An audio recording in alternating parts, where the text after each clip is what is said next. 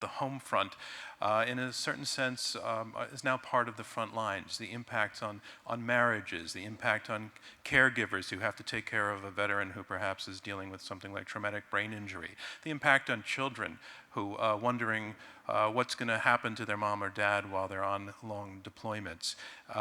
You saw in this case there was actually a discussion of the stresses that can take place in a marriage in particular. So we have three people who are intimately involved either in living these challenges or coming up with solutions to them. And I want to start by introducing nearest me, ladies and gentlemen, let's welcome Brannan Vines. Brannan, take 20 seconds to tell us the way in which you connect to this topic. Okay, well, first, I am the wife and full-time caregiver of one of our nation's heroes.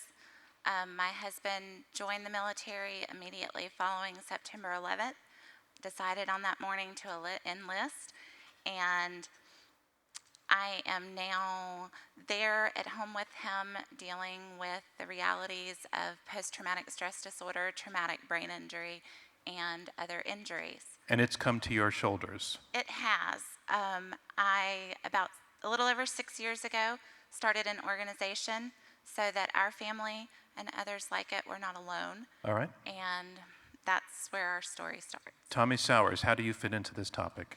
Well, a few years ago, I was a detachment commander in Iraq, a team of 12, and after that deployment, which was multiple deployments for many of those folks, 3 folks got divorced out of 12. And now in my role, I'm an assistant secretary at the Department of Veterans Affairs. We've got the mission to care for whom hath borne the battle, and for the widow, and for the orphan.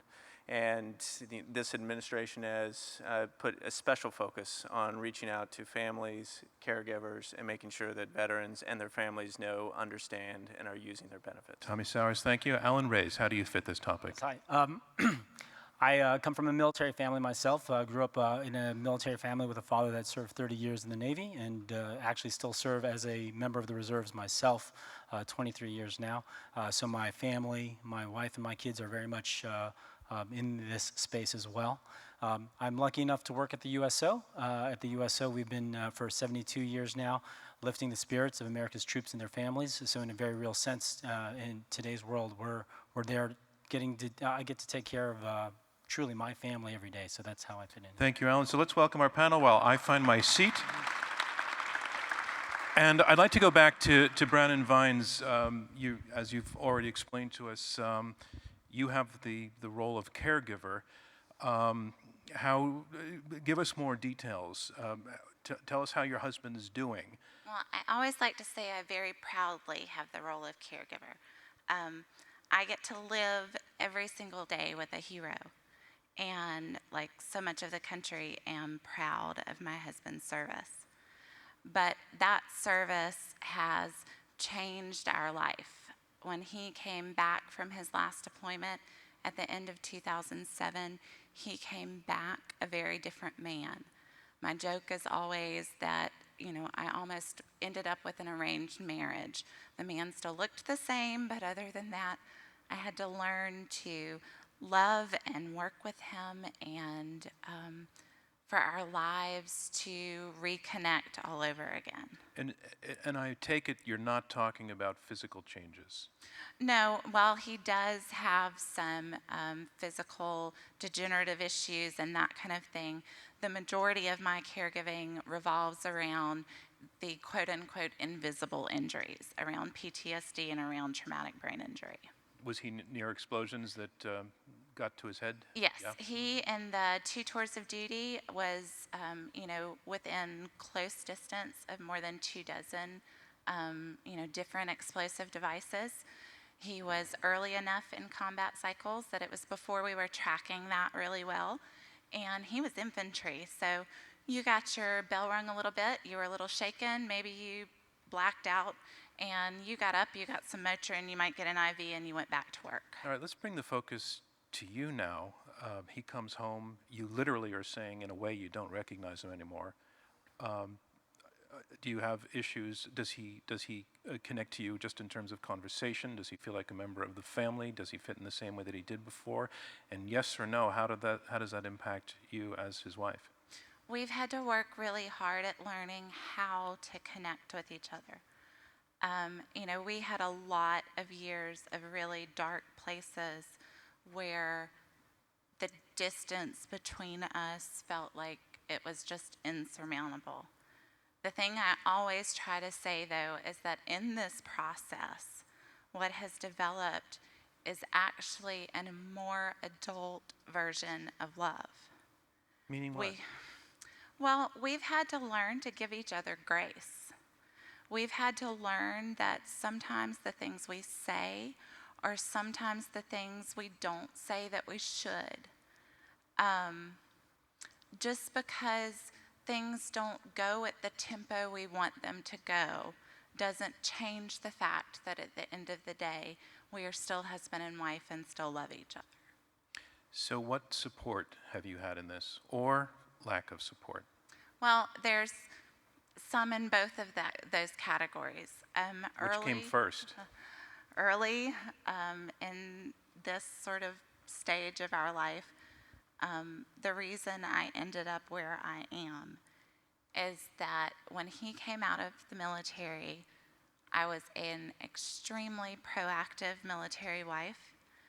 I had done all of the steps I should. I had gone to briefings, I had read pamphlets and manuals and books. And this was there for you. These briefings and the pamphlets were there. were there For me, but those pamphlets and manuals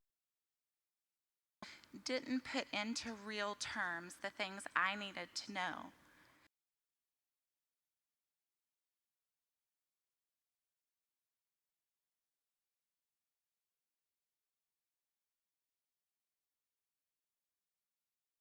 Called the VA.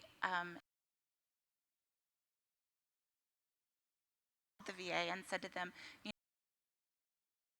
trouble, and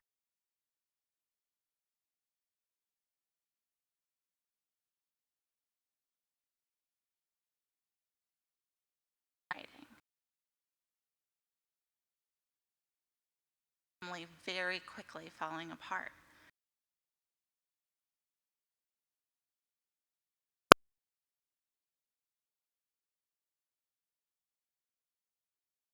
But what came of a network of heroes and families around the country, very much along with our families at home, serve as but constant place of inspiration and hope. So where would you say you are on this journey now?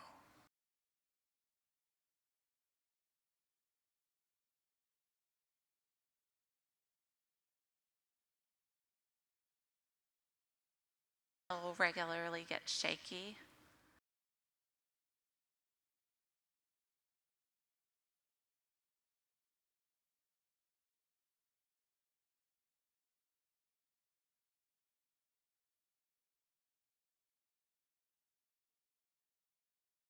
Well enough that I know that no matter what, we or not.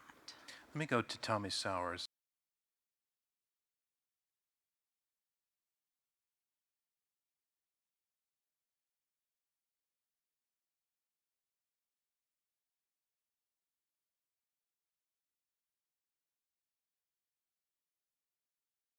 Preparation for this particular question, that's all that I have, but it's out there.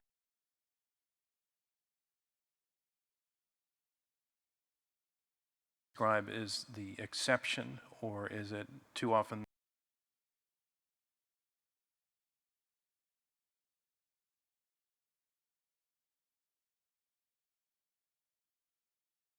Just don't think about it.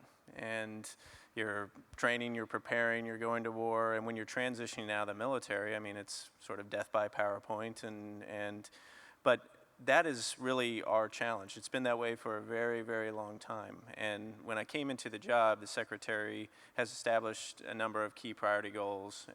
One of them is increasing access, the number of people that are accessing the VA.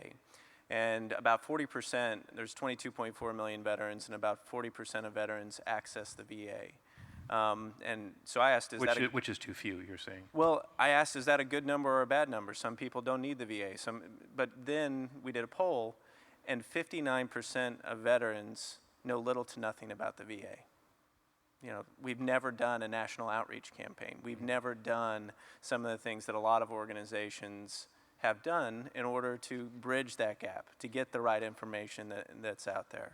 And part of our challenge is we have 300 veteran centers out there that in the last 4 years we've seen 133% growth of families going there for readjustment counseling. We've got a veterans crisis line, 1-800-273-TALK, that has received 900,000 calls. This is for family members, active duty veterans themselves, saved 30,000 lives. Who's on the other end of those phone calls?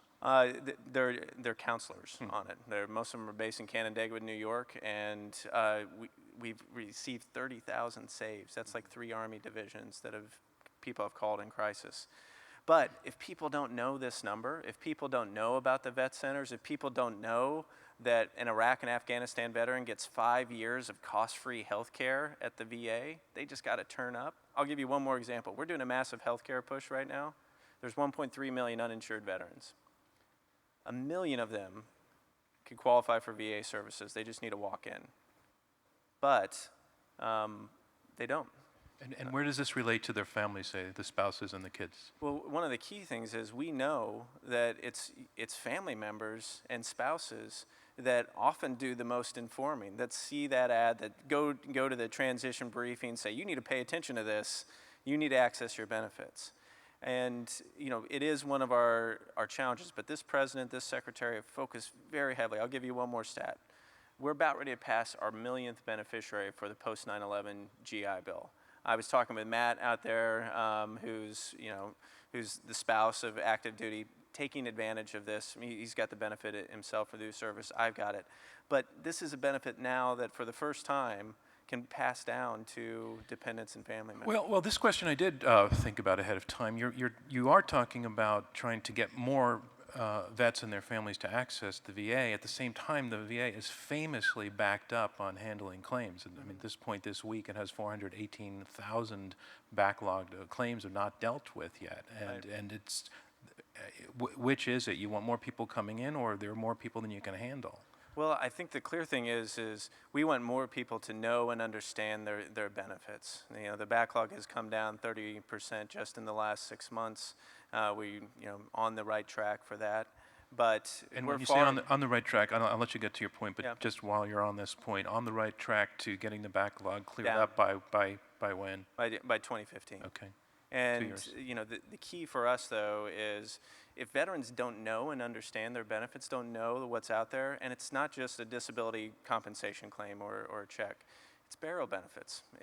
We're one of the largest home mortgage companies out there, massive life insurance, and at every stage in a veteran's life, the VA has got some way to probably plug in and help, whether it's education, health, memorial. Let me bring, Brannan, can you hang on just 1 second and keep that thought, because I do want to bring Alan Reyes into the conversation. And Alan, you told us you're with USO, you're also a vet, and I'd kind of like you to bring in the issue of kids into this conversation and the awareness of the impact on children of having their families deployed, and what are their problems and what's being done about them. Yeah, sure. First, if I could just say thanks for having us here today. Sure. It's fitting at a place called at a Hero Summit to focus on military families. So for Brannan, all military families, those of us who wear the uniform and deploy, we really look at the families as the heroes and not the other way around. So thanks for that. On that note, family members, children specifically, it is a tough thing for those military families. We've talked a lot in this session so far about family members of veterans with TBI or with other types of injuries from war, but even just the day-to-day life of a military family is very difficult. If I could just pull a little bit of a personal story in. I mean, many years ago, when my father was deployed, he came home to a 2-month-old son who was me for the first time when he got to meet me. And that, I'm sure, with my mother, it was a challenge for her with her husband deployed and having to deal with this guy. There's now today, an opportunity for us through technology to be able to kind of strengthen that family bond, that resiliency, whether they're deployed halfway around the world or not. One thing that we've been able to do. You mean literally like phone calls and Absolutely, Skype? absolutely. So you think about the USO. We have 9 centers in Afghanistan, visited 2 million times in 2012 by troops that are serving there in harm's way. Many of those soldiers, those sailors, those Marines and airmen have spouses at home that are delivering, for instance. And we've had the ability through our USO centers to be able to connect them through free phone calls, free internet sessions, because today in 2013, the connectivity, the communication between family members is what really kind of creates that resiliency that we heard about in the video that Admiral McCraven talked about to strengthen them. We've even had the opportunity to have service members virtually in the delivery room, watching through Skype or through other media to be there virtually in the moment so that they could experience that alongside their spouse. So, along those lines too, I mean, it's just really along the entire spectrum of a family's life that the military life challenges them. Brannan, was your husband deployed before, for example, this Skype connectivity became possible? Or? We were sort of on the very beginning of that. So we were very happy when we got to the point that every once in a while we could sort of get kind of a connection. And our daughter was actually born during his second deployment. He arrived home to a 7-month-old. So, lots of families sort of face that scenario of, oh, hi, honey, here's your 6-month-old, 8-month-old, whatever. Right. And Skype's not really a solution to that directly. But you had wanted to say something when Tommy was speaking, I think. I did. And let me say first, talk to Tommy backstage. Absolutely, I'm glad that Tommy is at the VA. And there are lots of people at the VA that I have a great deal of respect for what they're doing. But part of the problem with getting information out about services and getting the family members who are key components in getting our veterans to the care they need is that for many of us, not only is the information not there, but the relationship and pipeline between us and the VA is not only not working, it's often working almost in an adversarial role, where we end up feeling like we are trying to prove time and time again or get them to see things that are happening at home or get them to understand what's happening in our daily lives. And this is happening, not on small scale, but on very large scale in lots of our families across the country. It's even something, we've actually got up on our website right now stories from families all over the country with, sort of their process, good and bad, with the VA. So it's the good and the bad. Yes, because it's not all bad. Let's, gentlemen, does this sound familiar, these kinds of complaints? Yeah, it's one of these things that, when you look at the VA, it's 332,000 employees spread across the largest integrated healthcare system in America, and we can clearly do better. It has been one of the focuses of the president, of the secretary, is how can we orient this towards the families? How can we orient the VA towards this generation of veterans coming back? And I mean, the thing is, I talk with my friends about the VA. We actually, Matt and I were just talking about the post 9/11 GI Bill. We have close to 1 million beneficiaries that have taken advantage of it out of 1.5 potential million. I mean, that's 66% utilization. This generation, my generation of vets, we're enrolling in the VA at about an 84% rate. The historical example is closer to 40%. So our challenge is, not just our generation of veterans, but reaching back to those veterans that maybe left the military when the VA was a fraction of what it is today, when the hospitals were a fraction, and reaching back out to them and seeing how we can care for the Vietnam vet and their family. But Let part me of just let Alan come in. Oh, go ahead. You look really impatient, so go. And then I want to bring Alan in. But part of that, is that you have heroes and families of all generations that would be more than happy to help with that process, that are regularly basically begging to have voices and feedback into the system. This actually goes to the those question I gaps. want to ask Alan. And I happened to grow up all my life next door to a World War II veteran who had lost the use of his legs, and his wife and the mother of the kids I played with ended up spending most of her life actually focused on helping him travel, get in and out of bed, not just cooking his meals, but showers and everything for 45 years.